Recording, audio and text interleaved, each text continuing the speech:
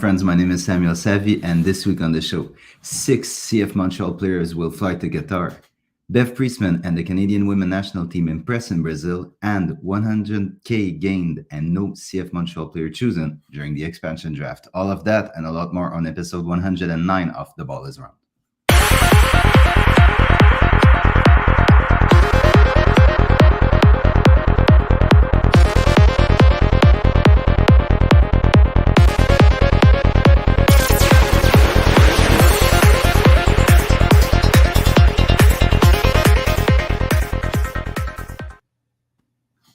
We got a late one tonight, but I'm joined as usual by Hady Raphael and Yves, who's gonna be here in a while. Hady, how are you, man?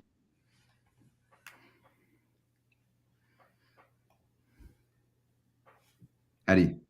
Yeah, hey, how are you? Hey, man, I wasn't sure what's going on. I have so many things going on. It's been a while and it's late and I'm tired, but you know what? Can't wait for this episode. There's so much to talk about. It's going to be very, very exciting, I think. Good. Yves, you're good? Hanging in there. It's Monday. Guys, I wanted to start the show with some love today because we took listeners' questions as usual, and our friend Matt Hady hit us with a wholesome comment, and so we just asked, as usual, send us a question, and Matt hit us with not a question, just want to say I love you guys. We love you, Matt. We love every single one of you listeners, and that's how we wanted to start the show today. Thank you. That's really nice, Matt. I really appreciate that. That's really nice. Yeah. So guys, let's jump into the men's national team because very big announcement this week. You know, John Herdman finally put his list of 26 out, and we had 6 Montreal players in that list. So guys, before we go through the whole list, I just want to hear you. I'll start with you, Hady, on what does it mean to be the team that is the most represented by John Herdman for the World Cup? It's huge. It's huge. It's unbelievable because, you know what, that was the project of CF Montreal all along. You know, when Olivier Renard came in, when he named Wilfried Nancy, even when he named first Thierry Henry, the goal was like, you know what, guys, we're not going to spend as much anymore. We're not going to go and spend 5, 10, 15 millions on players, DP players to come and make the difference. We're going to make sure to maybe spend a bit less money on foreign players and put more money on our local players in order to get them and give them a chance to achieve new heights. And that's exactly what they did. You know, having 6 players join the national team is a big win for CF Montreal, not only because, you know, these players are going to gain in value, and we're going to talk about that a bit later, but also it's a big gain on the project, selling the project to other players from the academy or elsewhere around the world, saying, you know what, we can be a stepping stone. We can be the club that brings you to new heights. And you know what, that's exactly what CF Montreal is all about now. Yves.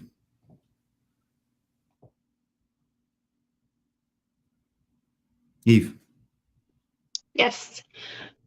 No, I think it's wonderful news. I think it reflects really well. I agree totally with Hady. You know, it shows that the project that Olivier Renard and his team took on is paying off. I definitely didn't expect it to. I know we're going to talk a little more in depth about it later, but I like the different origin stories of even just within the Montreal players. You know, you have players who came through college drafts, players who came up through Quebec amateur leagues. We have players from CPL. And of course, we have like Saint-Pierre who's been abroad and come home. So it's really interesting. And, you know, that's just a microcosm of the team as a whole. So it's really fascinating and really thrilled. Yeah, and just before we go into the list in more detail, I'll bring you guys back to the game against Bahrain. Okay, there was a lot made about this game because there was that really dodgy pitch. There was a bit of a mixed squad, you know, because it was mostly MLS players. Well, 99% MLS players that were called up to play against Bahrain in that camp, and you know. We drew 2-2 against a very weak side, yes. But Joe Zarro had a very good question for us and we'll put it on right now. What he wanted to know is it me or people are overreacting about the game slash result against Bahrain? Personally, I think it's the case. I want to hear you guys because I don't think there's much to be made about this game. So I'll start with you, Eve. What did you think of, of all that reaction towards that poor performance by Canada in whole? Sorry, I'm just having a couple of technical difficulties. But yeah, I mean, I don't think that the game against Bahrain, it wasn't necessarily like a game that Canada, obviously it would have been excellent to go out and win it, but I don't think it was a game that, that wasn't the whole point of it, obviously, because it was meant to be a tune-up for those players who aren't in form in league shape right now, especially the North American based players where, the season has ended a few weeks ago for the vast majority of them. So overall, not particularly concerned. This obviously was not a starting 11 that had played together. Like they didn't have that chemistry that we've come to recognize from the Canadian national team with its preferred starting 11, give or take a player. So overall, not too concerned. Really, just content that everybody left the pitch more or less in one piece because, as you said, it was a pretty shambolic pitch. And Hady, there was a few Montreal players that started the game. Johnston, Miller, Waterman were there. Kone was there. What did you make of their performances? Oh, Kone's performance was fantastic. Yeah. His goal was amazing. We saw, his the fact that he's able to explode and just get that explosivity and to move forward, to score goals, to break lines with his dribble, with his passes and everything. To move forward with the ball. It's not something that you can find easily nowadays, and that's all across the world. I'm not talking about in MLS or in the CONCACAF, but anywhere. It's very hard to find these kinds of players. They're very, very rare. Now, of course, for Johnston, it was a bit harder. I think he was trying to adjust to that center back position, the right center back position. I know he played a lot in that position with Canada, but it seemed like he lost his touch in this position yet. And Joel Waterman had an awful game, really an awful game. But you know what? It happens. It happens to have a bad game, and I'm happy that John Herdman realized that it was a one-off with Joel Waterman and still called him up. For the rest, the other players that played, who played again? Miller. Bouguiar did well. A nice cameo he gave, and he created a second goal basically with a very dangerous cross, and that kind of resulted in an own goal. But I think with Montreal, we've seen that a few times. Bouguiar put in some extremely dangerous crosses and forcing the defender to make a move that sometimes can look like good defending if you're able to get the ball away, but sometimes it's a disaster defending these types of balls. So I think he did well, Bouguiar. He was my outsider pick to sneak into the 26, but unfortunately he didn't. So I guess we'll go into the 26 that John Herdman decided to bring. So we'll just go through the list quickly. Goalkeepers, we have Borjan, Sinclair, and Montreal's Pantemis. In defense, seven defenders: Adekugbe, Waterman, Johnston, Larea, Miller, Vittoria, and Cornelius. 8 midfielders: Fraser, Kone, Kay, Waterspoon, Osorio, Hutchinson, Estacio, and Piet. And 8 forwards: Miller, Cavallini, Ugbo, Buchanan, David, Laren, Davies, and Hoylett. Now, for it looks like a big deal, 8 forwards, but what is the most impressive of that forward-ish score is how versatile they are, right, Eve? Very much so. Looking at guys like Tajon Buchanan, like Alphonso Davies, we know that they can play pretty much anywhere up and down that left or right side of the pitch. And I mean, really, Richie Larea could be up there among the forwards as well, because he's just as versatile. So Yeah, it looks a lot more attack heavy on paper than it actually is because so many of those players can really fit anywhere on the flanks. Hady, is there any like is there a surprise when the list came out? Obviously, you were looking for the Montreal players. You saw them. Then, when you took your time to look at the list, anything that came out like that was a bit, not a disappointment, but something that you said, that's a pick. I don't know. There was a few hesitations on who was gonna be picked up, but I wouldn't say there's a surprise. I don't think there was a surprise, knowing that a lot of people are saying maybe Pentemis, but you know what? He's always been in a mix for Yeah. the third goalkeeper position. Whoops. Same thing for Waterman. He's been there saying, if there's an injury, he would be picked up. And you know what? There was a couple of injuries. So I don't think that was a surprise per se, but I think there was some nice surprises, if you want to say it that way. David Witherspoon coming Yeah. back, I think is a great surprise. Or even Liam Miller, who's also coming back. I know he was called up last time, but still, he had a few trouble with injuries. It's a player that can make a difference. That's been awesome with Basel this year. So no, I don't think there was a big surprise where you're like, "Ooh, who's that guy?" But mostly, some nice surprises, players that the Canada counted on during qualification that are fit again to go to Qatar, and that's, I think, very very positive. And there are three players that Canada counted a lot on during qualification that have missed their chance to go to the World Cup due to injury. Donil Henry, Scott Kennedy, and Maxime Crépeau.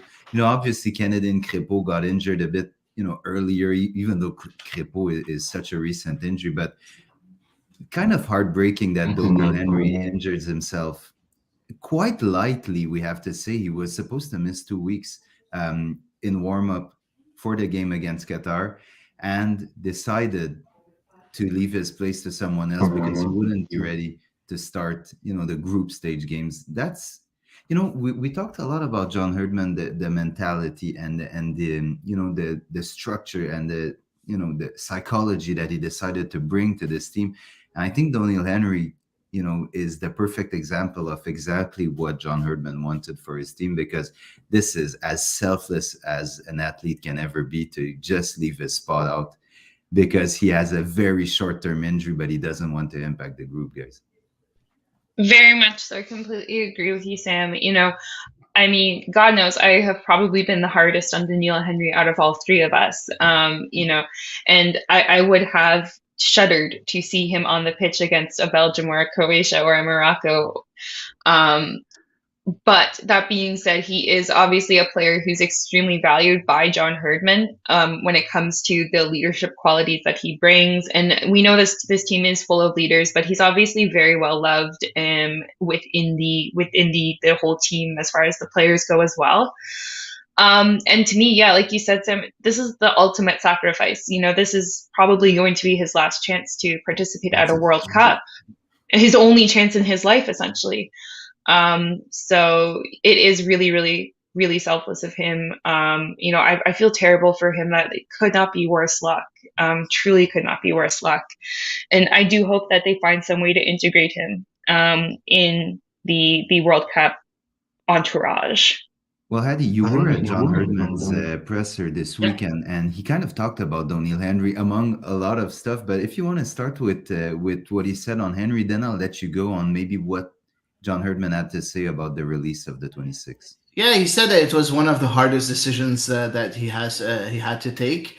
And of course he praised Donil Henry for leaving his place for someone else. He didn't say anything about him being in the entourage, but it was mentioned afterwards that yes, he will go to Qatar with the team, and I think that's a very good thing. He's a player that's very very important in the dressing room. He's a leader of that squad. We talked a lot, I think, in the previous pods about how important the atmosphere is in a tournament.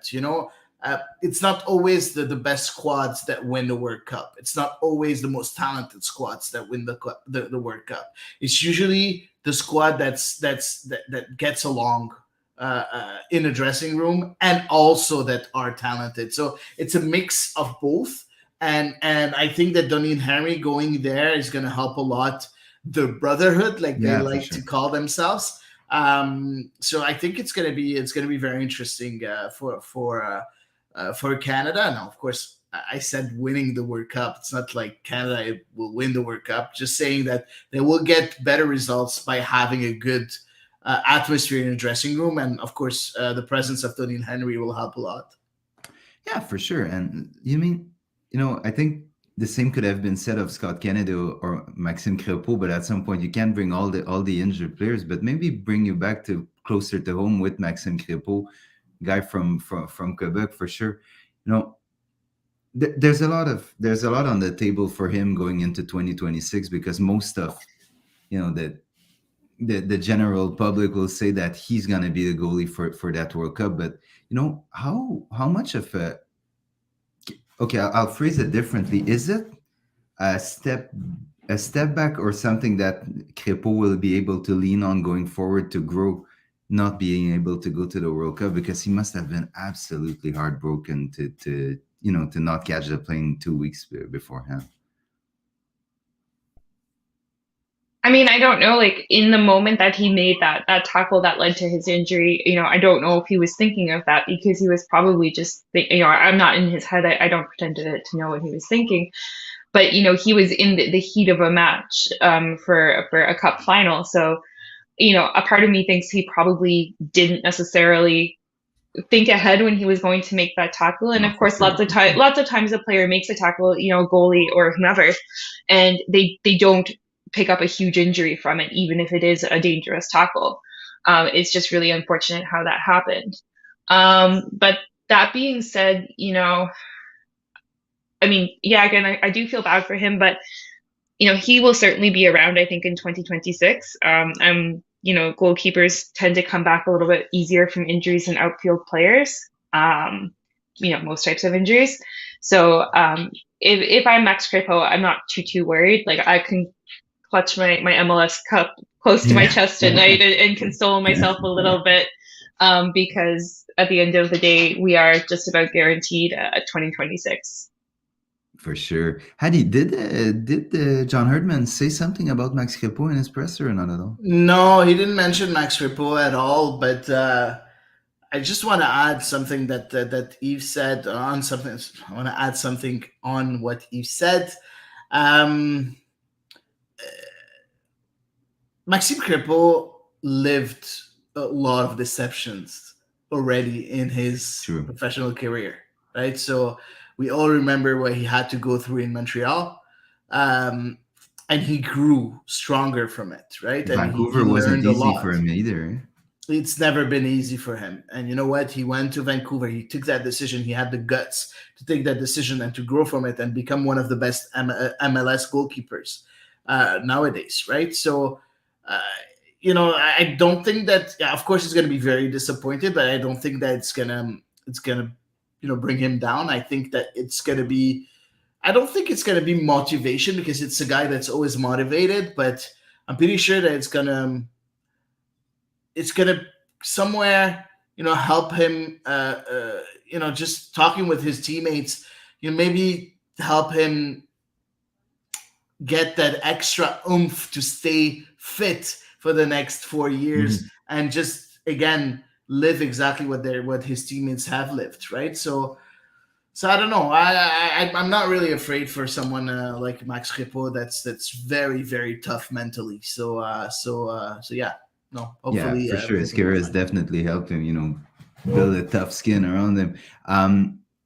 Keeping it close to home, guys, I just wanted to play a little game with you. 6 Montreal players going to the World Cup. Yeah. It's amazing. I have a question for you, and we'll check it out afterwards because we use Transfer Market for these stuff. Okay, so which CF Montreal players' value will increase the most post World Cup? I'll start with you, Hedy. Kone, Kone? 100%. Okay. Yeah.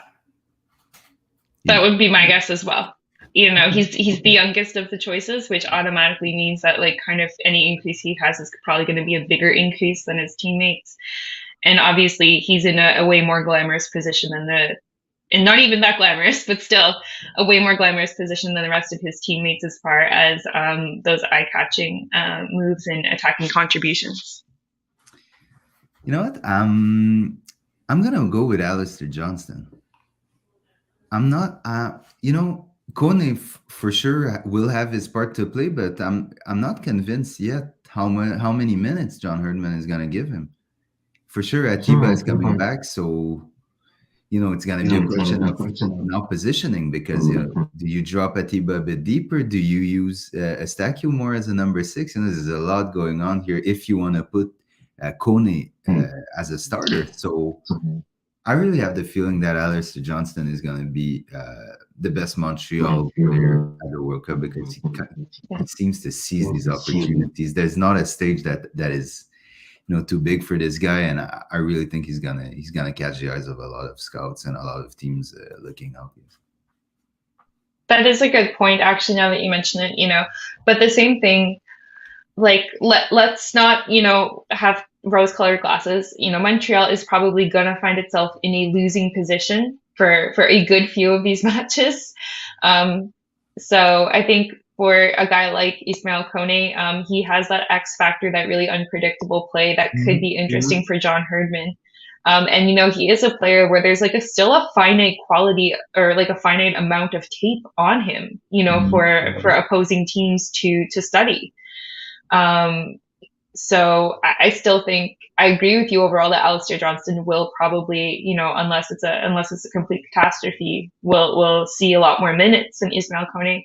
But I still think Kone has like a greater opportunity, sort of, to seize opportunities to put himself in a fantastic light. And let me add on that. It's also the profile that's very important, right? Yeah. Nowadays, a right back, right center back, you can find the right back anywhere. So value-wise, it's not that it doesn't increase that much, because it's not something that's rare. But getting a midfielder box to box that can, move with the ball as well as Kone, that's very young, that's 19, that's a rough diamond, is a lot harder than finding a right back that's like 24, I think, and almost 25, like Alistair Johnston. So that also, we're only talking about value, right? We're not talking about value on the market. I'm not talking about the player that's going to get most the most offers, but I'm talking about the value on the market. Yeah. So I think Kone will get a higher value for sure. But it's funny because John Herdman, when in the presser, I just want to go back to what we said a bit earlier, about the game from Bahrain. Sorry, I'm going backwards. Because Joe asked us a question regarding the Bahrain the Bahrain game. When we asked John Herdman, I don't remember who did, but asked, did you have any hesitations before the game, and that the game helped you make a decision? And he said, no, not at all. I knew exactly what my team was going to be. Of course, there are some players that played very well, like Liam Fraser, that had a very good game per John Herdman.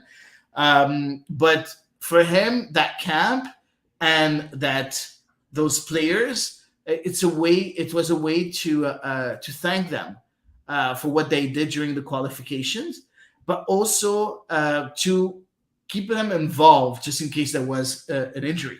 Yeah. And that's very interesting, because we saw the injuries of Daniel Henry. So maybe if Daniel Henry wasn't injured, maybe we wouldn't have seen someone like Joel Waterman, or maybe we wouldn't have seen someone like a striker like Liam Miller. Maybe. Yeah. You never know what would have been the decision of John Herdman if Daniel Henry was fit. So very interesting. I think that John Herdman talked about that game as being a game just to keep everybody involved. And he talked about a few players and thanked a few players like Schaffelberg, like Corbiano, like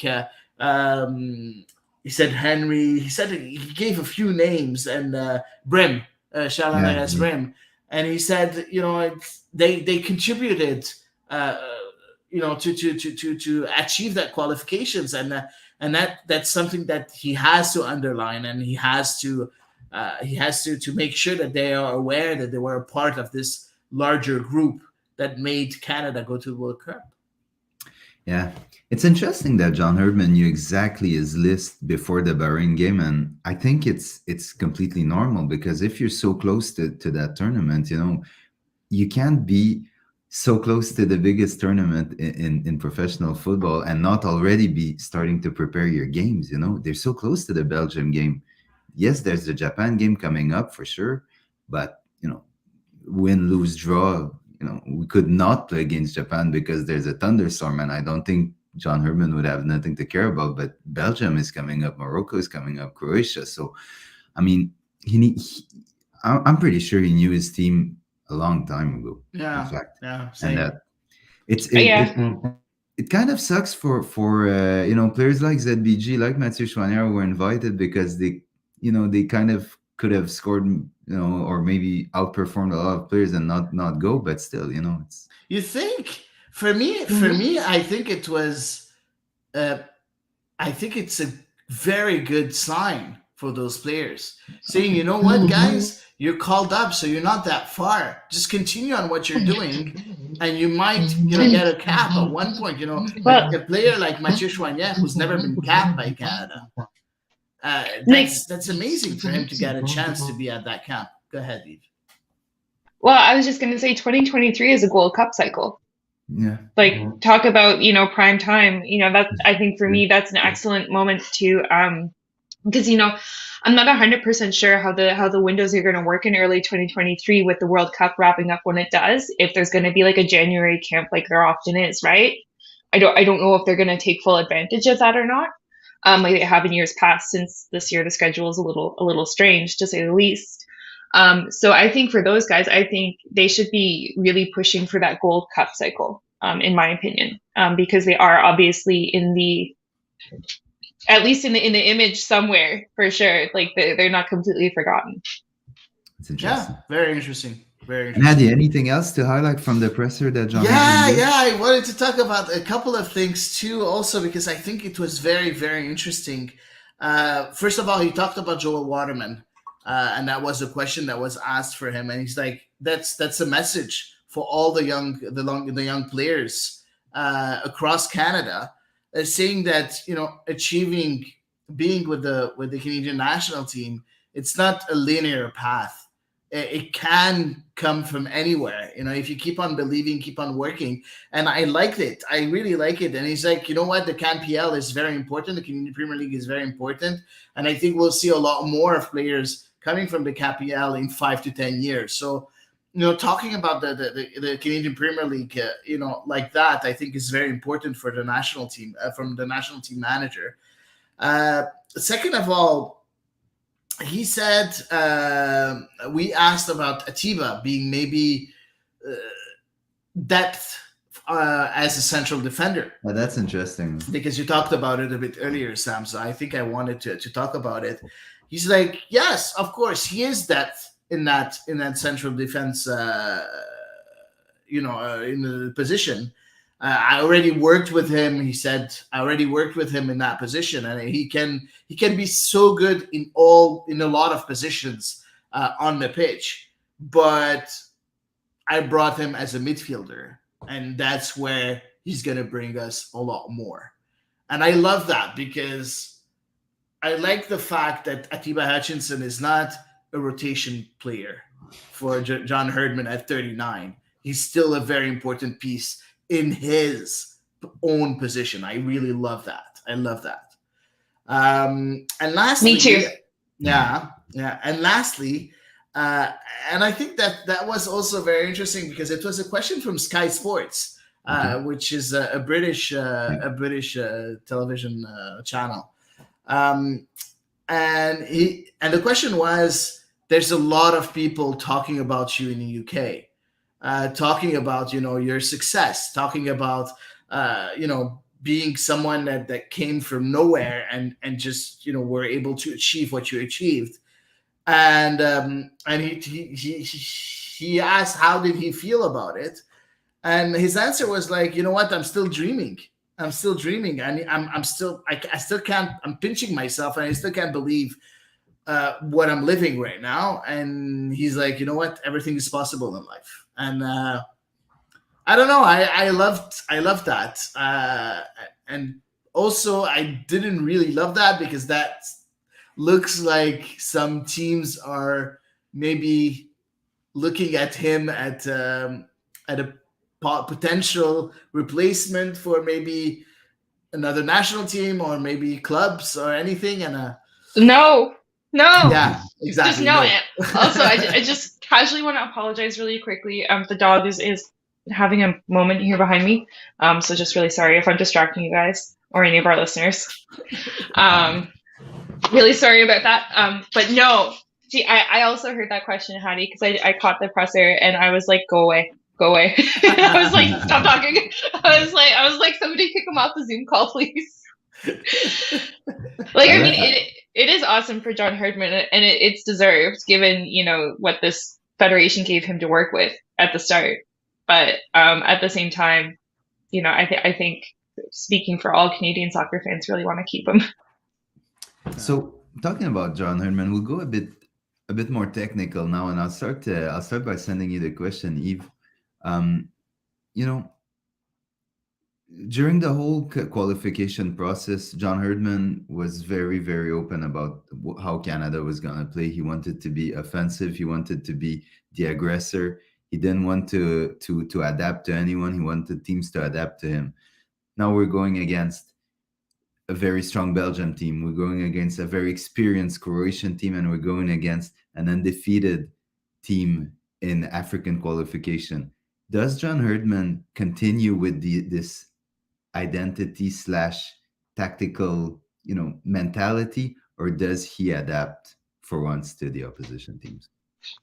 I think it's a really fine line. I think, particularly out of possession, I think he should be looking to adapt to the opponent's style when Canada is not on the ball.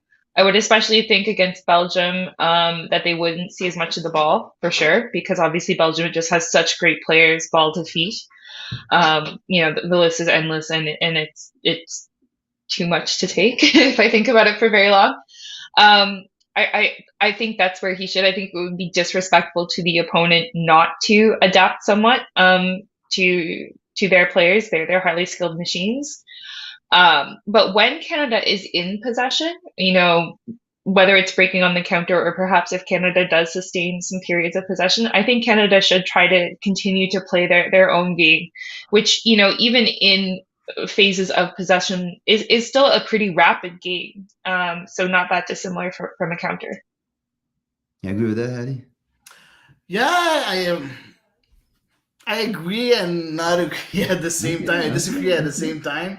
I think it is a counter. They have to play on the counter. And I love that when we played against Mexico, when we played against USA, we played it a 4-4-2 most of the time on the counter. And that's when we got those big results. And I think that's how Canada needs to play, because look at Belgium. Look at their defense. Frank Tongen, Alderweireld, all very old players. Can they keep up with the speed of Davies, wait, and those players? Hady, time out. If you're gonna answer the question before we put up Robbie's question. Okay, good. Let's sorry about that. Because... No, but it's perfect because we were there. Robbie wanted to know, Roberto Terrenardi, our friend, asked us, in your opinion, is there any scenario where Canada can beat Belgium? Hady, you were giving us the scenario, so go to town, man. Yeah, counterattack, man. Being very, very, very concentrated in defense, and that's, I think, where it's going to be very, very difficult. But on the counter, we can score goals.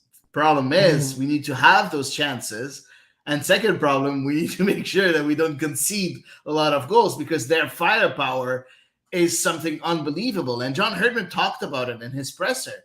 He said, and he was talking only about Belgian players. And we never asked him a question about Belgium. We asked him a question about World Cup. That's how much focused he is on that next game. He said, the first game, sorry, because it's not the next game. There's Japan before. He said, all those players, Lukaku, De Bruyne, Hazard, and, only naming, Belgian players, all these players are so experimented that they can smell and feel the inexperience of other players, and they can exploit it. So he talked about that. So he knows that defensively it's going to be very tough, but I'm pretty sure that he knows that offensively he can do something. So I think there's one chance in a million, but there's still one chance. I was going to say, because at the other end, they have Thibaut Courtois, who they have to get the ball past. And for anybody, if you don't follow La Liga regularly and you follow maybe just European football, if you watch the Champions League final versus Liverpool, Thibaut Courtois is capable of transforming into a brick wall. Not that Milan Borjan is not capable, for sure.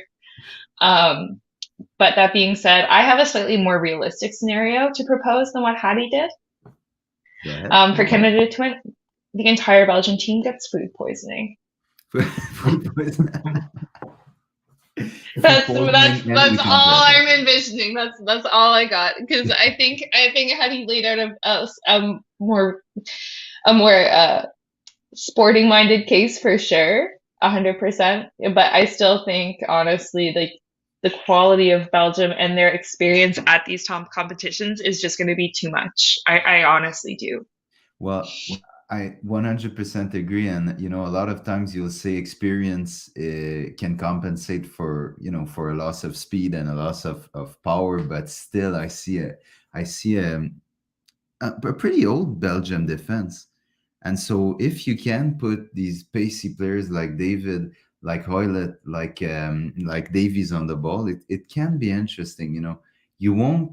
I don't think we'll have spells of possession, and we won't be tiki-taka-ing our way around the Belgium's midfield. But I think that if Canada is able to really force Belgium to play outside, mind you, there's always De Bruyne that can do some magic, but still, just push them outside, keep them far from the penalty box, and frustrate them. When teams with a lot, and I know I say it a lot, but I think it's true, when teams who have long spell of possession start to get impatient, players tend to come and put themselves out of position. A defender is gonna go into midfield. The right fullback will become a winger just because frustration is mounting, and that's when you can attack them. When their guard drops, you counterpunch them.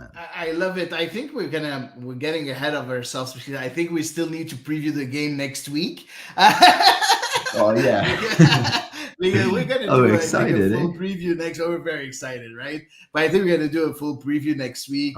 Maybe get someone that's an expert, on the Belgian side or something that we can maybe poke with our very difficult questions, or maybe bribe to give them food poisoning, right, Yves? So we'll guys, one last. Well, I have two questions before we move on to the women. First question is: will Borjan be wearing his pants in Qatar? No, not if Borjan values his well-being and not getting heat stroke. Well, Kirai was wearing his pants at a World Cup, no? That was in Europe, though. Yeah, you're right. Yeah, it was a bit cooler. Yeah. It was the Euros. Actually, it was the Euros. Yeah, Euros, right. Yeah. But it's supposed to be there's supposed to be air conditioning in the stadium, so I don't know, man. He might be able to wear his pants. Yeah.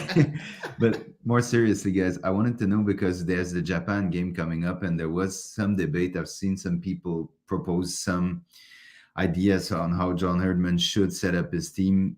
Some other people had different ideas. So the debate is, does John Herdman go all in with his 11 that will start the game against Belgium versus Japan, or does he go cautious and kind of pray for no one important to get injured to have everyone ready for Qatar? So, what would you guys do? I think I would expect that Japan would have a really similar outlook to Canada on this, because Japan is going to feel equally, concerned for their players' well-being going into this. So I wouldn't anticipate it being a super intensely disputed match by any stretch, because I think all of the players and the coaching staff are going to have their minds a little bit more on their first World Cup game than you do in most friendlies, right? Sorry, I'm just casually stroking the dog here. But with that being said, I would expect to see some of the starters get some minutes in. Alphonso Davies, if he's fit, I could see him maybe getting 15 minutes if he's able to manage it. Obviously, depends on how he's coming back from his hamstring injury. As well, Atiba, he just played that about 70 minutes, right, Hady? I think that's what John Herdman had said, 70 minutes. Yeah, in the cup game. Yeah. Yeah, exactly. So I mean, that's been a long time since he last played. So I would expect to see him get some minutes as well. I think that it would be good to get the back three together. Assuming it's going to be Miller, Vittoria, and Johnston, as it has been for so long now. I think it would be good to get those three together and kind of get them building up their chemistry if John Herdman wants to work with a back three at any point, or anticipates that he's going to at least. And yeah, I think it is going to be important to build up some of that chemistry because it has been a little while since the players last played together. Yeah. So for me, yes, I wouldn't anticipate like the starters maybe getting more than 45 minutes though, just out of safety's sake. How do you agree? Yeah, I agree with part of her answer. I would say more about 60, 65 minutes for the starters. I think it's going to be very important. I think right now you're not playing a friendly. You're playing the last friendly before your tournament. That's when you need to build on your chemistry, and not really build on your chemistry. You need to make sure that you have the right chemistry in place, right? So it's just like fine tuning it and just kind of like getting that back together. Exactly. Because we know they've got it in spades. Exactly. But also you need to make sure that it works. That right now in the mindset that it works, in their own mindset, the individual mindset, but also the collective mindset, that everything is well oiled in order to move forward and start, the tournament in the best way possible. And, those 60 minutes will, make sure to have the machine going, right? And if it doesn't work, at least you have that last 30 minutes to maybe do some changes and see if you can make it work in another way. So I think that we're going to go with a starting 11. I would doubt, I would be very, very, very surprised if it's not. He confirmed, though, John Herdman confirmed that Atiba will play against Japan. Good. So that's a confirmation. It's already official. So he will get minutes. And I think he's going to be a starter. In those big games, you need Atiba. You really need him. So it's going to be interesting. I can't wait. I just can't wait. I think when you're going into a competition like this, and John Herdman has shown to be a pretty bold coach. I just remember how we set up against Mexico, against the Americans, very aggressive, offensive-minded. I don't see him going, half and half. I think it's always all in. So I expect a very strong team, and I expect Canada to try to win because you got 3 games that you need to perform in a very short period of time on the biggest stage on the world. You need your preparation. So, I don't necessarily agree with people who kind of say you need to be a bit more tentative and be sure that he or this one or that one doesn't get injured, because you need to be ready to win. That's the only thing. It's that's the only way. So for me, it's a formality. I think we should really try to play strong. So for sure you don't need to block a shot with your face. If it's you know what I mean. But I mean you set up while trying to win this game, and don't half-ass it. Man, Johnston will block it with. I know, that's what I was thinking. Whatever you want, man. And Waterman, if he gets to play any minute, same. It's the kind of guys. Even Miller also same. I know. It's the CF Montreal guys. All three of them in defense are those players that would give a kidney just to just from Canada to get a point, to get a goal, or whatever, just to get something. So Well, Miller I was think that's limping and he wasn't signaling to the bench to go off. I was like, man, just go off, man. We don't yeah. need to beat Bahrain, man. Yeah, on that awful pitch too. Yeah, definitely. So, guys, anything to add on the men national team? No? All right, just one last thing. Yeah. John Herdman said something. He said it's beautiful in Qatar. He was like, guys, I've been to so many World Cups, and it's just unbelievable to go to a city where you see so many stadiums close by like that in that same city.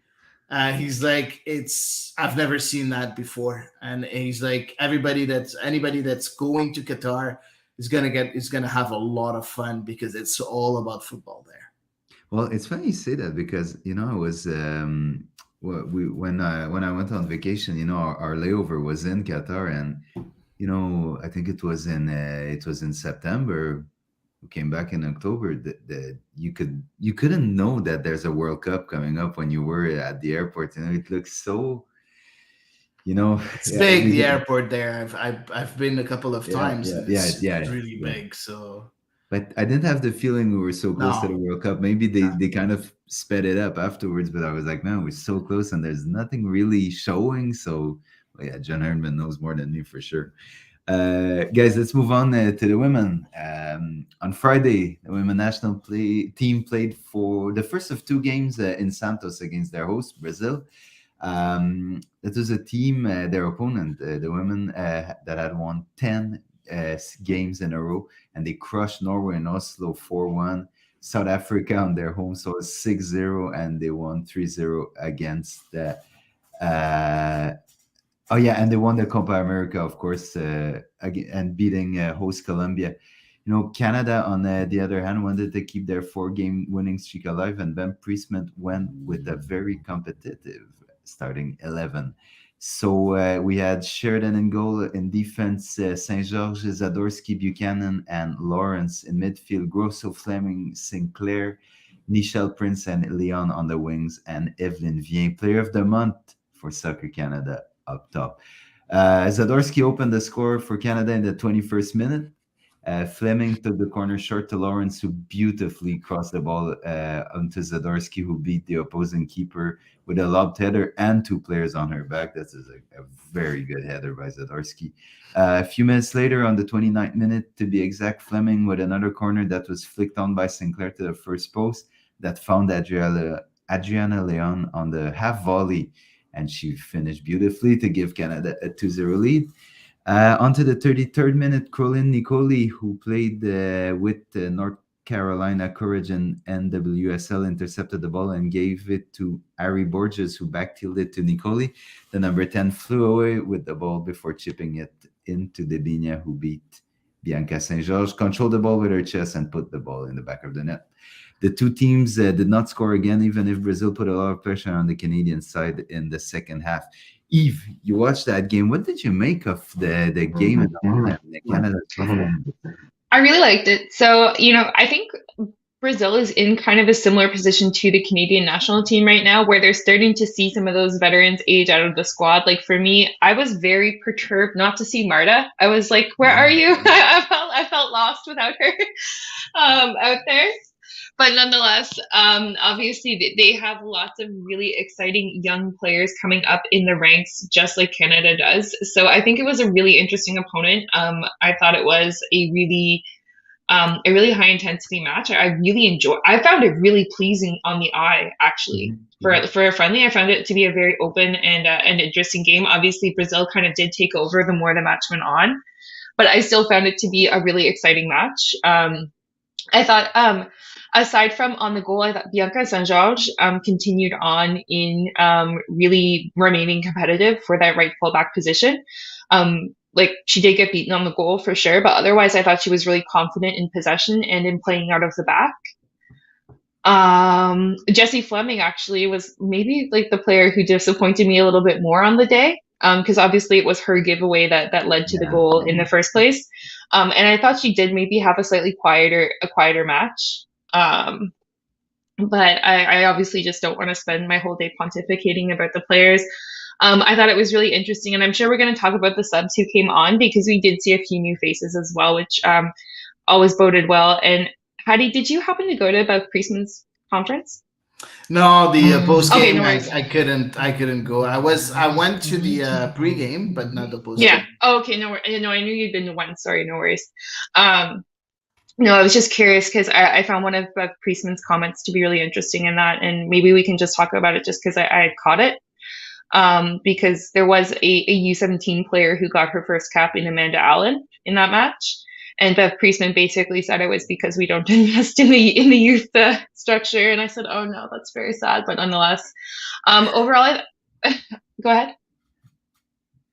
Overall, I thought it was a really interesting match by Canada. I really did. I liked the subs that came on as well. I thought they brought a different element to the game. Seeing Christine Sinclair play deep, obviously, I think we had talked about that in our last episode, right, guys? Yeah. Yeah, I could completely see why she's playing deep. It made sense to me, and I thought that the strikers who were in front of her were able to carry that role. Although it was a way quieter game for Evelyne Vienne than we had seen in the last two friendlies, for sure. She wasn't nearly as involved as she had been, but overall, nonetheless, I overall really enjoyed the the match that Canada put forth. And I'm really sorry for going on for a long time there. It's okay, no problem at all. I'm just gonna bounce back on some of the things that Eve said. Yeah, interesting game from Canada. Bianca Saint George, she did talk about her. She's been very good. Don't forget that she's the third choice. As a right back, right? Because you have Ashley Lawrence, you have Jade Riviere, and it would be Bianca Saint George. But it's interesting because if Ashley can play as a left back, Bianca becomes the second choice as a right back. So I think she's getting very important minutes right now to prove herself at that level. Of course, the goal is not going to help her much, but the rest of her game was pretty good. About Jessie Fleming, I don't know if you realized, Eve, but she was playing as a double pivot. Yeah, it was weird. She was way deeper, and I did not like that. I will say I did not like that. She's very like she puts a lot of effort into winning the ball back. Yes, I understand that, but she's not a defensive midfielder. Like as much as she has tenacity and she has the will to come and win the ball back, she's not a defensive midfielder. We talked about it in the last few pods. Beth Priestman mentioning that midfield of Sinclair, Fleming, and Grosso together. It's interesting. I think it lacked Quinn in that midfield. We needed Quinn. So I don't know how she can fit. They can fit in that midfield. It's going to be very interesting to see what Beth Priestman does to make sure that Quinn gets a start. And I there's one thing that really bothers me a bit with the decisions of Beth Priestman.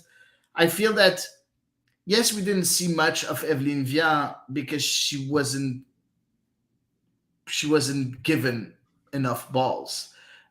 She wasn't put in the right conditions to score. She was making the right calls, the right runs, and she liberated an open space for her partners, but she was never served. And that's something that really bothers me. And what bothered me with Priestman is that as soon as Vienne doesn't get chances, she's the first one to go out. And that bothers me a bit.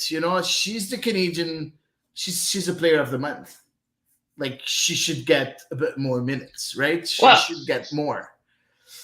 I don't know. I didn't like that. I mean, there are two friendlies, right? So there's two opportunities, and there were players who had been called in who were new, and I think who Bev Priestman wanted to see more of, or even wanted to see for the first time, right? So I can, and especially players like for example, was it Jordan Heidema who came in for her? Yeah. Yeah. So not No, really a new player, no, right? no, no, no, no, no, no. But I'm getting there. I'm getting there. Like Evelyn Yang, she's in really great form with her club. She did have two really successful friendlies with Canada, but has Jordan Heidema had that form? No, not in my opinion. Exactly. Certainly not with the national team. But what I'm saying is, it is important to help players get their form back as well, right? And when is there a better opportunity to do that than in a friendly? Um, so for me, the fact that it was Evelyn Yang who got the start does show that she is still high up or higher up, say, than she had been in that pecking order as far as strikers go. Because we had seen plenty of matches where Jordan Heidema got the start, and unfortunately, nothing really happened up top with her. Yeah. So for me, Evelyn Yang, you said like she did make a lot of good runs and calls, and just maybe didn't get served. And so yeah, you're probably right. It was some of that like unsung hero work for sure. But I think her getting the start over Jordan Heidema was of note. Yeah, for sure. It's interesting, and it's important. At the end of the day, she doesn't really have a choice, Priestman, right? She's Canada Soccer Player of the Month. It's weird not to give her the start, right? So, well, I don't know though. Like, does that make a difference? Like, I don't think you. I don't think you can just like say you can just say, oh, it's the Player of the Month. I have to give them a start. I don't think Player so. Player of the Month is just a title for how informed she is. Yeah. Right. Yeah. Like, okay. she's been scoring left and right, so you're gonna have to, you don't really have a choice but to put your okay, I'm so sorry. I interpreted that as like she was, tweeted out as the player. I was like, Hady. I was like, a little more. Okay, I'm so sorry. I was so confused. Yes. No, but she's named Player of the Month because of her form, and there we go. Of her form. For me, I was just. I got you. Quick, okay, I got you. I got you. But yeah. That's okay. I was feeling crazy, but okay, we're back on the same page. And Beth Priestman said that the next game she wants to try different players.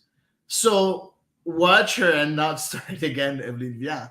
And I'm pretty sure that then what if she comes in? I'm pretty sure that she will come in for maybe 15 minutes and not a whole half. Okay, We'll see. Yeah. Let's not make any conspiracy theories. Yes. We'll see. Let's wait and see. And you know what? I'm gonna message you during that game when Evelyn Vian, if she ever enters, when she enters at 15 minutes at the end of the game. We'll see. So, okay. I'll have to keep my phone on at the office. Well, guys, you kind of started the debate that I wanted to bring you there anyways, but do you think that this is the starting 11 that Bev Priestman has in mind for the 2023 World Cup, guys? I hope not. No offense. Oh.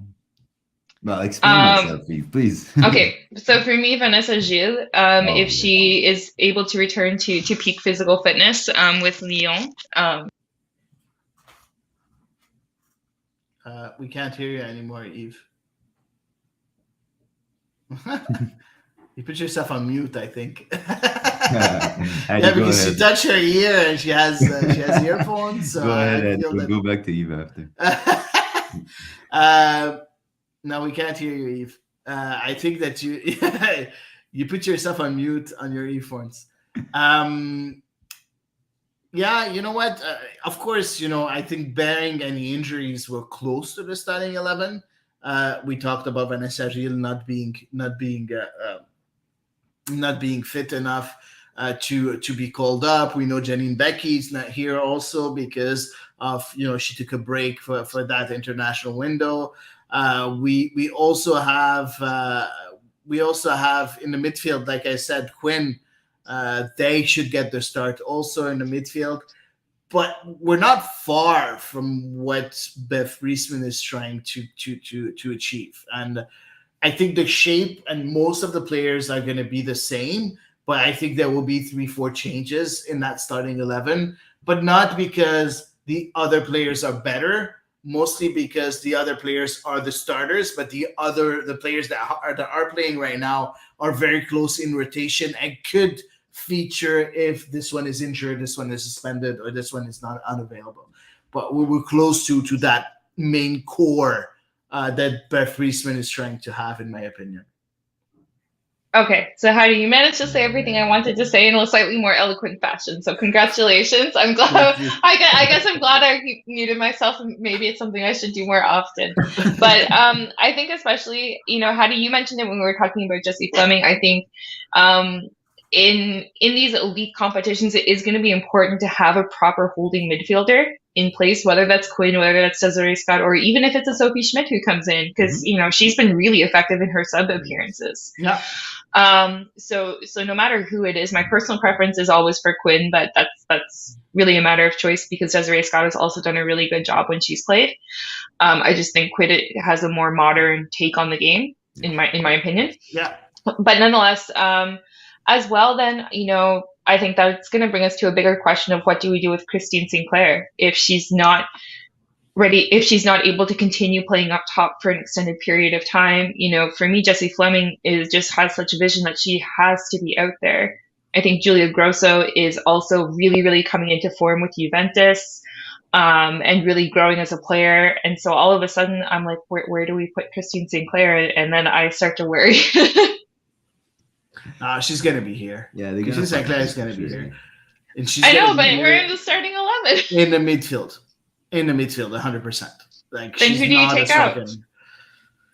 Either Fleming, Grosso, Quinn, or Fleming, Grosso, Quinn, or even one of the wingers. Well, I think it's Quinn that's gonna pay. Seeing But- how well Grosso and Fleming.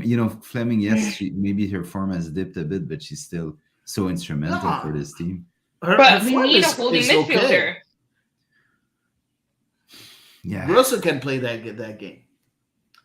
Grosso can, or else Grosso is going to be on the bench. It's going to be Quinn, Fleming, and Sinclair. It's so weird. It's. I mean, I guess it's a good, terrible decision to have to make, right? Exactly. But at the same time, it really puts me into a headspin, and the more I think about it, the less I envy Beth Friesman her job for sure. Yeah, it's a tough job, man. It's really a tough job, and you know what? She's doing a wonderful job. Where I'm here criticizing her and everything, but you know what? She's really been doing very well, and I'm happy also to see Gabby Carl again with the team, and getting some minutes also. That's very interesting too. Hopefully, we'll see them a bit more, her and Vian, because I know that they're playing together in Sweden and they're connecting also. So I think it's something that could be that could give an extra edge for the national team if they play together. So hopefully we'll see that a bit more often.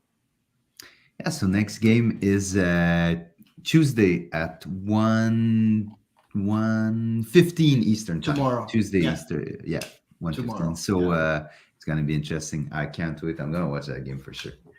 Yeah, I'll watch it on replay, though. Thank God we have one soccer. I'll be able to watch it on replay very easily. Yeah, I'm gonna have to watch after work, unfortunately. Yeah, same for me. Guys, we're done with the women's national team? Yeah. Okay, we'll go quickly to CF Montreal. Not much happened this week. Not much. But we were kind of relieved, even though we kind of knew that no Montreal players would be taken by St. Louis in the expansion draft. We did trade an international spot to them for $100K, which is very, very low for the actual market in MLS. So the conspiracy theories were running around all over the place on Twitter this week. Did Olivier Renard have a gentleman agreement with his St. Louis counterpart? Well, either that or he was walked into, a door frame and hit his head prior to making the deal. So yeah, I'm inclined to say there was a gentleman's agreement in place for sure. Yeah, I agree. I think also there was a gentleman's agreement. And I don't agree with what you said, though, Sam. You said that it's very low. I really don't agree, because if you look at the other deals that St. Louis did, they also got another international spot also for the same amount. Now, of course, they had a third one for $200K. Mhm. So so maybe because the third one that they got for 200K, it's because the team that they got it from, they weren't interested in one of their players, Mm. and Yeah. Montreal, they were interested in one of their players, so that's why they were able to get it at a lower rate. So One there's a lot thing, of there's a lot of things that we don't know about, yeah, right? So yeah. One thing I will say too is now that Canadian players, don't have, or at least now that international players in Canada, the rule has been adjusted slightly so that even though we don't have the green card equivalent here, obviously, but we do have some international players who, after 3 seasons, we can count as domestic players on the roster. Even 200,000 for a full year, like we've seen international spots go for 250 or 275,000, early or at the start of the season. So I think in general, value seems to be going down when it comes to international spots. yeah, for sure. Now it's funny because you talk about that rule being tweaked and everything, but there was no official statement regarding that. I don't know if you realize, Yep, nothing official. True. I So know it's weird. so weird, but it's like a fact, obviously, because if we think about how many, Yeah, yeah, it's so we I know used we used to need like 12 international spots, and I now we, know we have 4, and we're okay with it. And we're just Since giving when? them away Yeah, for exactly, 100K, man. exactly. that's what it It's feels so like to be an weird. American team. It's really so weird, but Yeah, no. So um, yeah, so that's about what happened this week. Not much, of course, there was all the talk about if Wilfred Nasi will be back or not. We still have no idea, but Simple Guy hit us with a question, because Simple Guy hits us up with some great questions every week, but he seems a bit impatient. He wants some movement. He wants to know what's up with Wilfred Nasi, and he asked us this week, doesn't Montreal need to confirm a coach before any roster moves? Would it not be prudent to do so? Well, they Um, don't have a choice, right? When it comes to like the roster moves that we're thinking of, I think we were all thinking today we'd get the options that were exercised or declined, right? We think that's going to be coming imminently. I've kind of like been waiting to see if a little bird icon popped up on my phone. But so, nonetheless, MLS does obligate the league or obligate its teams to announce certain statuses of players, at various times throughout the off season, regardless of whether or not there's a permanent coach in place. So I think as far as the options and whatnot, like they literally have to announce it. They have no choice but to. But when it comes to other roster moves, like perhaps players coming in from outside, yeah. maybe in that case, yeah, I agree that it would be best to wait until a coach is in place. I don't really agree because at the end of the day, the sporting director, and we've seen it last year. There was a lot of profiles within that team, within that squad, and some of the profiles didn't fit Nancy's vision and were put aside in a way, right? So if another coach has come, if he has the same exact profile, maybe the players that were put aside are not going to be put aside because that new coach is Yeah. going to want to use them a bit more. So I don't really think that it changes much. Now, of course, it's if you want to spend 15 million on a DP, yes, of course you're going to need your coach's approval, but that's not the way CF Montreal rolls now. So no, I don't think it's going to be very important. We have some U22 players that are here.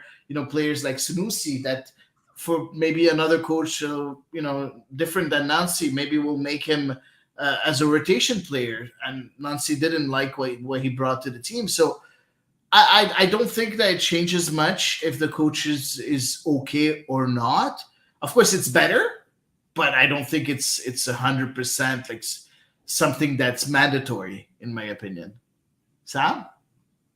I think it's the same project, so that's it Exactly. comes from the sporting director. So of course the players would like to know for who they're gonna play, but I don't think it's a detriment to come here or not. It's just maybe the sweetener if you know the coach Yeah. and you've heard some good things on him, because the the driving force behind the project since a few years is Olivier Renard. Now Wilfred Nassi has been fantastic for Montreal, but project in place is Renard. So he's the one who's gonna sell it to the players, explain it, and make sure that it continues in that direction. So I don't see the coach really being you know a yes or no in the player's decision. Yeah, I agree. I agree. I have another topic that I didn't share with you, Sam, before, just because it's I think very interesting stats that I got from a tweet from Tutul Rahman. Non-domestic representative in FIFA World Cup excludes the big five in Europe, and you look at Belgium, the first division with 19 players, the Turkish Super League with 19 players, MLS excluding US and Canadian players, 16 players, and then Scottish Premier League with 13, Greek Super League with 13, the Liga Portugal 12, RDVZ 7, Liga MX only 6, Argentina Primera 5, and Brazil Serie A 4. Uh, that's I think very interesting. If you count the MLS players that are with US and Canada, there's 36 players from MLS that are there. So how interesting does that tell you something, those stats? Or because for me it's unbelievable to be a league that's so much represented in the World Cup. I think it shows how much the MLS is growing. What do you guys think? I'm kind of curious. Like, I was reading your graphic, but I feel like, did they exclude some leagues? That's what I was thinking. Yeah, excluding the big five. The big five, only the big Oh, five. excluding the big five. Okay, because I was like, what the hell? I was Yeah. like, there's I'm so something. sorry because I'm on my phone tonight where I'm not at home. It's so tiny that I can't read it. Yeah, sorry about that. So I was actually sitting there really confused the whole time you read it. This has been like the theme of my night. I cannot wait to record next episode on my own device. But nonetheless, that being said, yeah, no, it's really interesting. Obviously, MLS, it brings in a lot of players from a lot of different nationalities. Like if we look at Brazil, for example, kind of near the bottom of that list, like we know in the Brazilian league, the majority of the players are Brazilian, right? Yeah. But MLS does bring a lot of young talent in from all over the globe. And especially with the World Cup in this expanded format, and it's going to obviously just continue to expand. I would expect to continue to see MLS kind of up there within the top-ish leagues for domestic / non-domestic representation. And it's I was saying it a few years ago, and people thought it was crazy. I was saying that I really think MLS is going to be one of the biggest leagues in the world, and not so long, And there's another factor to this, is that look at the markets we have here in MLS. It's starting to be really interesting for players wanting to performing big leagues. If you can come around and you can choose a place like Miami or California, or it's Atlanta. Even if you like the more European vibe that Montreal gives, it's interesting for these players to come over here and establish themselves. So you don't need all. I think as the league grows, players, these international players will come along more and more because the markets are very interesting too, more than just maybe going in and maybe a British team, a mid-table British team, where it's gonna, wind and rain half the year over there. So it just says that the league is growing exactly like they plan to do it. So yeah, I agree. And I don't think that MLS is going to be one of the best leagues in the world, I but think it will, man. I think it will be in the top 10. I think it's very close to being in the top 10, but I don't think that, it will beat the big five. No, I don't think so. No, not now, man. Not right now. Maybe in 50 years. Yeah, we'll see. We'll see, man. Guys, I think we're ready for the last segment, social media, right? Yeah, we are.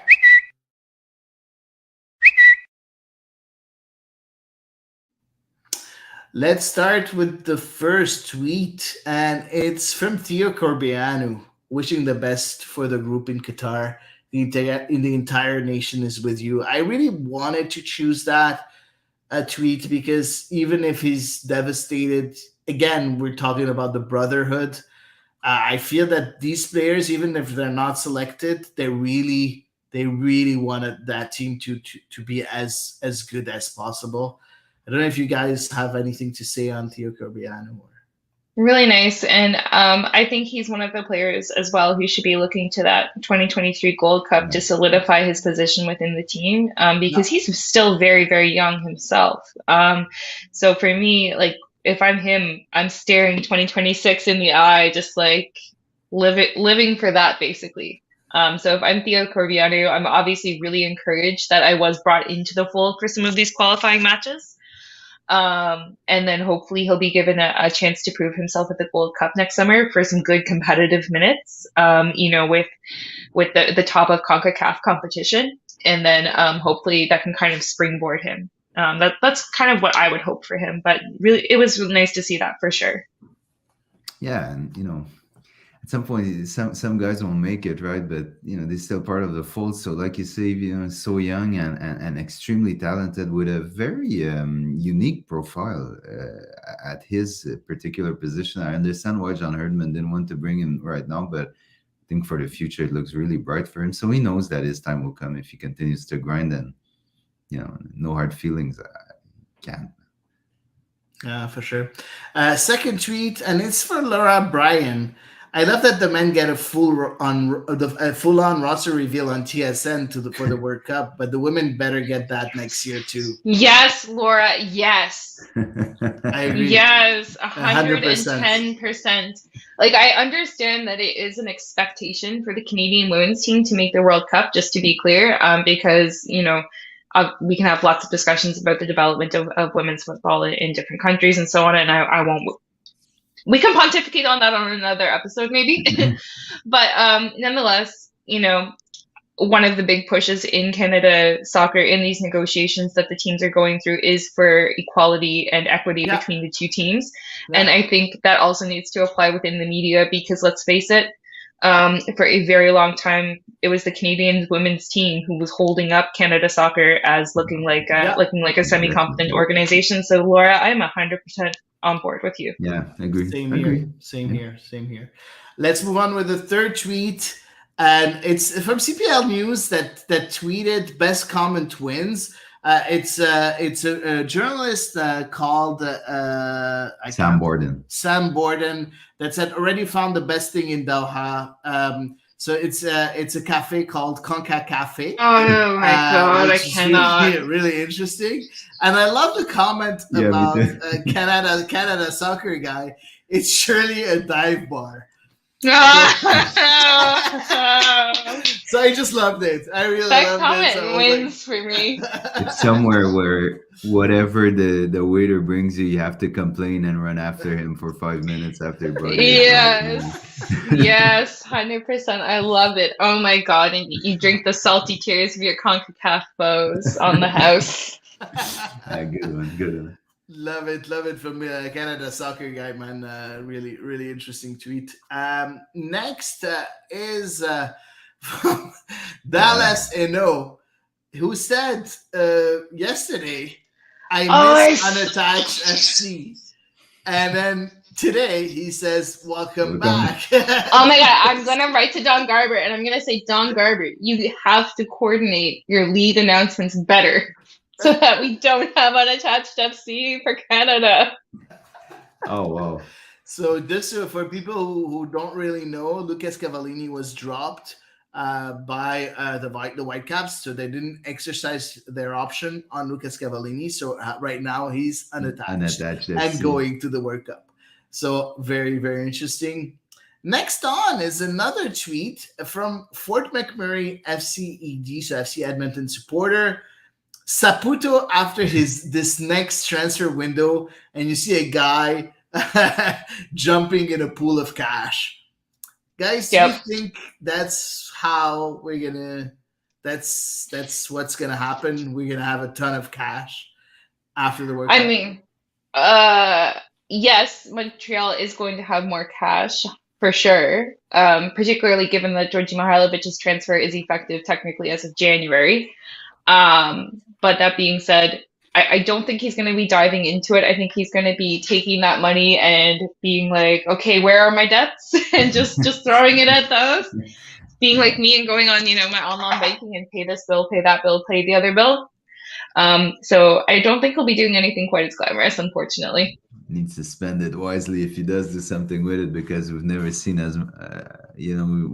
we never seen it before, and who knows if we're gonna see it again. So it's a big moment in the club's history for sure, transfer wise. Yeah, exactly. We're going to see exactly what's going to happen in the transfer window for sure. But you talked about Georgi Mihailovic for sure. Don't forget that the FIFA is going to pay us at least around $1 million. I recalculated it and checked.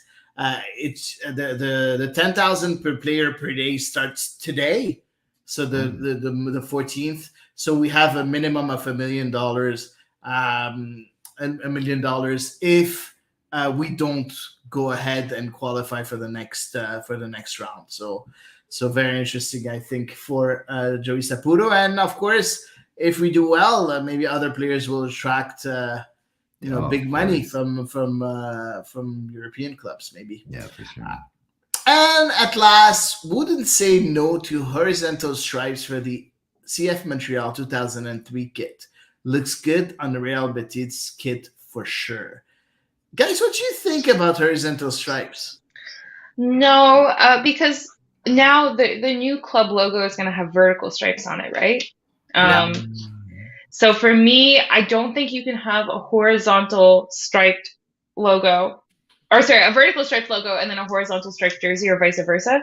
I know other teams have done it. Like, please, just I don't need pictures of all the jerseys. Well, it's okay. You can send me pictures if you need to. Look at the logo of Real Betis. Yeah, it's no, it's completely different. Is that not their second kit though? That's the Real Betis logo has vertical stripes. Yes, but they're green and white. Like, it's entirely different, right? Yeah. I think it's So this is their second kit. I'm pretty sure. I don't know. Because we're talking. Yeah. No, for me, I'm team vertical stripes for Montreal. It's just what I associate with them. If there's going to be stripes, I would prefer they be vertical. Yeah, same. Man, I would like to have no stripes.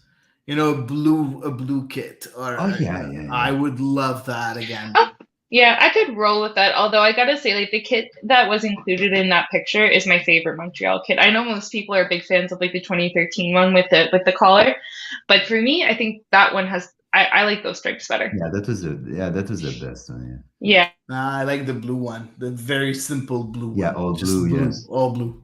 I love it. I like very simple. As you see, I always wear t-shirts, like very, one color. Like one color. Yeah. Exactly. Every time, oh my God, Hady, every time I go to a store or walk by a store and I see a yellow t-shirt, I think of you. Every time. Yeah, people. For the people that are listening that don't really know, yellow is my favorite color. So yeah. So Eve knows that. So yeah. So that's about it for me for social media. I hope you guys had fun.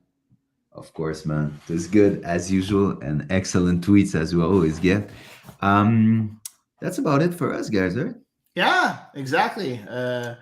Very full episode, I think, and it was fun. Well, we were struck. We did 109 episodes, and it took all that time for us to hit the technical problem bug, but we had them all tonight. Thank you so much for everyone who bared with us when we were struggling a bit at the start. Next week, it's going to be the last episode before the start of the World Cup, right? So it's going to be a good one. On Sunday, we'll have guests. We'll have everything prepared. It's going to be excellent. I just want to give a special shout out to everyone who joined our Patreon page. Thank you so much for the contribution. It's really going to help us go forward in the future. It's really appreciated. So, and as usual, guys, Hady, Eve, thank you for tonight. And thank you, Sam. Always a pleasure. And we see you on Sunday, 6:30 for another episode of The Ball Is On. Have a great week, guys.